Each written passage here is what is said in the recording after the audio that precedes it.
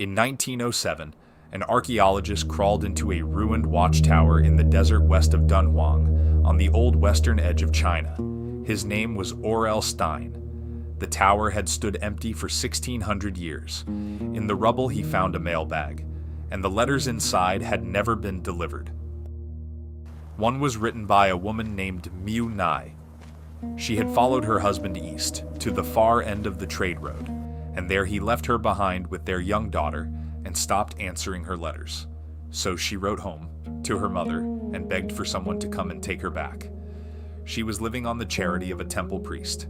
Her anger still burns through the page 17 centuries later. She writes that she would rather have been the wife of a dog or a pig than of the man who abandoned her there. Her mother never read a word of it.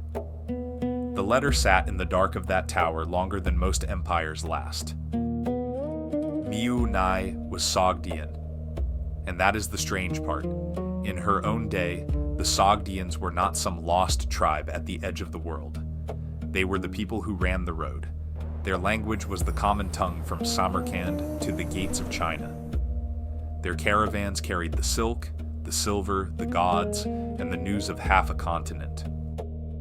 And then they were erased, not killed in one great battle, not wiped out in a single year. They simply faded, until even their own descendants forgot the name.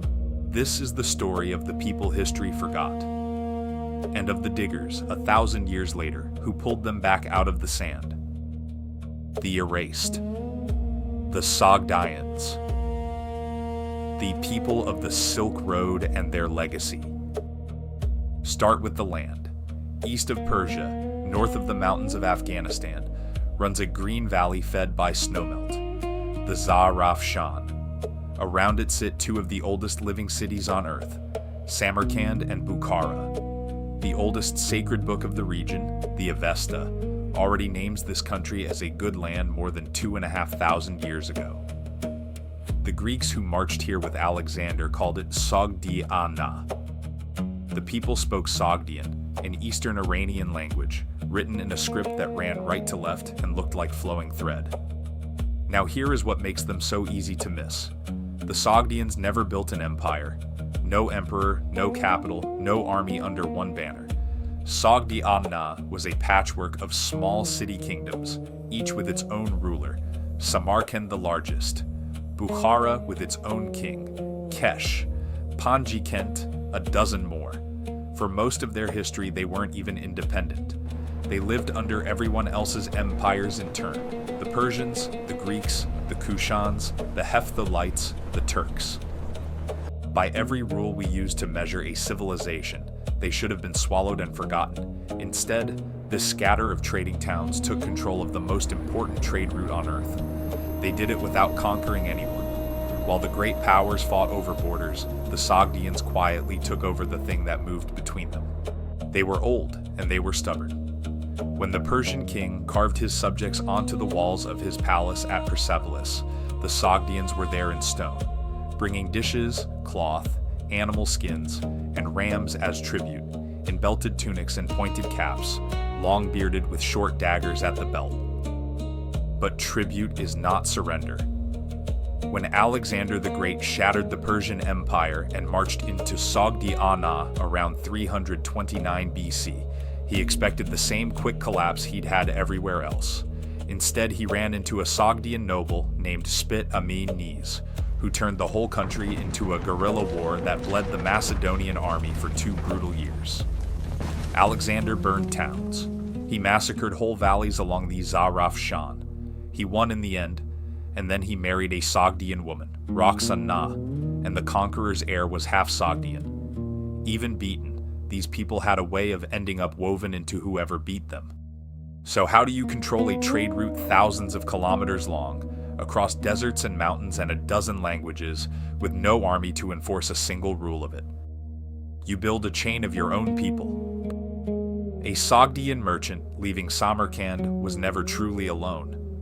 Hundreds of kilometers down the road, in an oasis town like Turfan or Dunhuang, he'd find a Sogdian community waiting. Relatives, partners, men from the same home city. They gave him a bed, a warehouse, fresh camels, and the thing that mattered most, information. What was selling, what the officials wanted, who could be trusted. The whole road was stitched together by these colonies, like stations strung along a 1,000-mile line. And because they were always the ones moving between cultures, their language became the road's common tongue. A Turkic chieftain writing to a Chinese governor might have the letter drafted in Sogdian.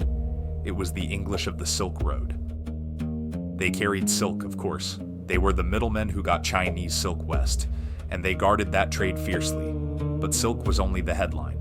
They moved Persian silver, Indian spices, glass, musk, paper.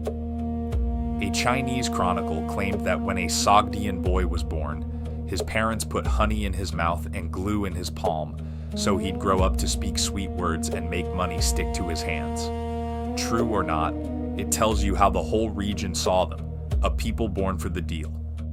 And the deal could be enormous.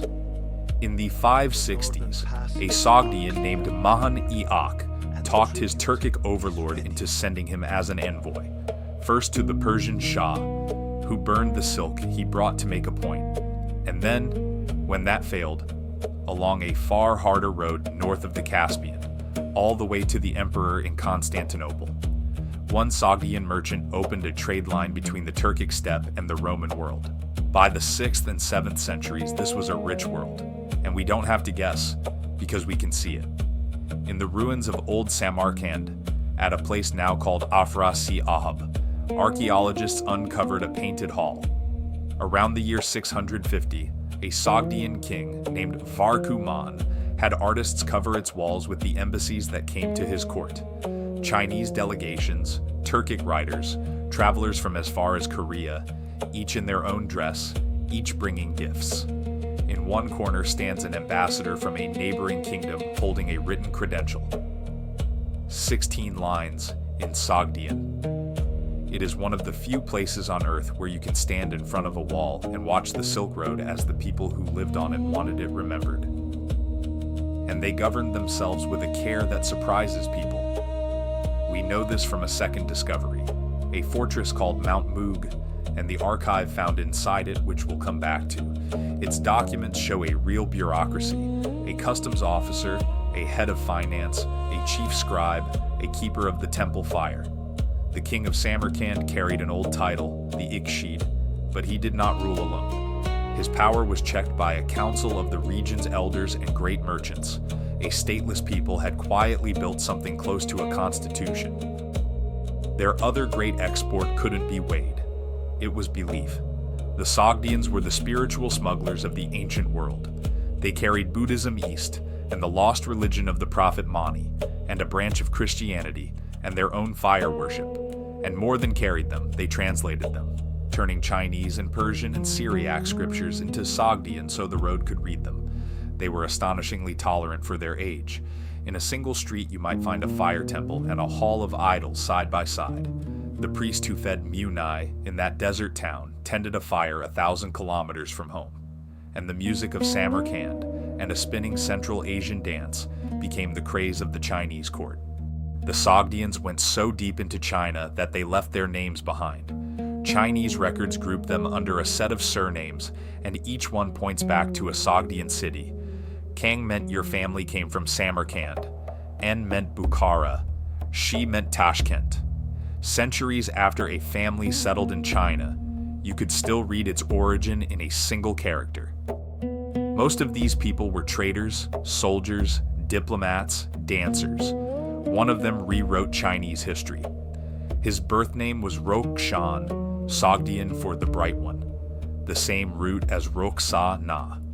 The Chinese called him An Lu Shan, and that traces his line back to Bukhara. Half Sogdian, half Turk, he rose through the Tang army until he commanded the empire's northern frontier. In 755, he turned those armies on the throne and declared himself emperor. The rebellion he set off is, by some counts, among the deadliest events in all of human history. It broke the back of the Tang Golden Age, and it turned on his own people. After An Lu Shan, China grew suspicious of foreigners. of the very Sogdian merchants who had built its trade. The community that had spent 4 centuries weaving itself into China began slowly to be pushed back out. While that played out in the east, something more final was happening at home. In the early 700s, a new power crossed the desert from the southwest, the armies of the Arab Caliphate, carrying a new faith. Their general was Qutayba ibn Muslim, and between roughly 706 and 712, he took the Sogdian heartland piece by piece. Bukhara fell. Then Samarkand, whose king chose surrender over the ruin of his city. The Sogdians did not all go quietly.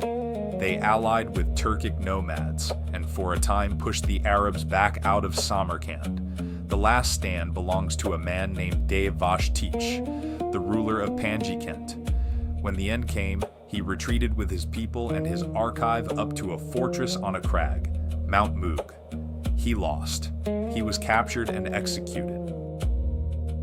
And that is the archive. When Soviet villagers stumbled on it in 1932 and it finally reached the scholars, it turned out to be the working paperwork of a Sogdian state in its final days. Contracts, reports, letters, even a note from an Arab commander to Vashtiq himself. You can hold, in translation, the last correspondence of a dying kingdom. The Confederation hung on in name a little longer, but within a generation the old Sogdian power was gone, folded into the Caliphate. Here's the part people get wrong. The Sogdians weren't massacred into nothing.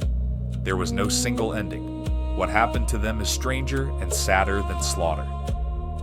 They dissolved. Under the new order, the cities turned Muslim.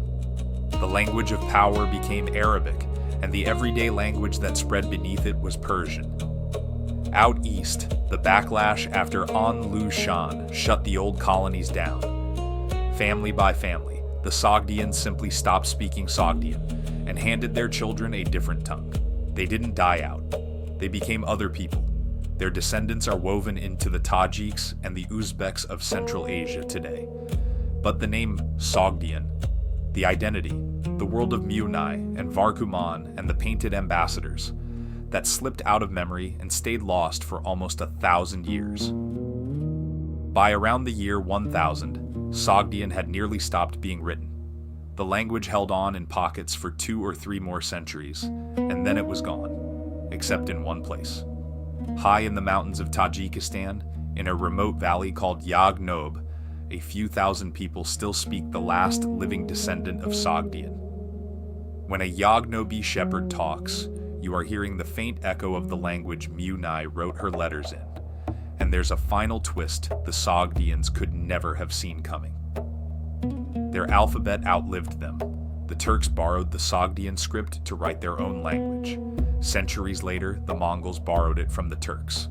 So when the empire of Genghis Khan, the empire that would one day burn the cities of this very region to the ground, wrote down its decrees, it wrote them in letters descended from the alphabet of the merchants of Samarkand. The Sogdians conquered no one. They built no empire, and their handwriting outlived everyone who did. That's where we'll leave them. Not at a battle, but at a quiet valley and a borrowed alphabet, and a few questions no one has ever answered. We still argue about what their own name even means. We still don't know what became of the man who left Munai in the sand. In the next file, we go further back, to a people stranger still. Before the merchants' golden age, a nomad empire came down out of the steppe and broke the Persians, and the kings of India both. They minted coins we can read. We have the faces of their rulers, and we still cannot say for certain what language they spoke, or where they truly came from. They were called the White Huns, the Hephthalites. Next time, we open that file.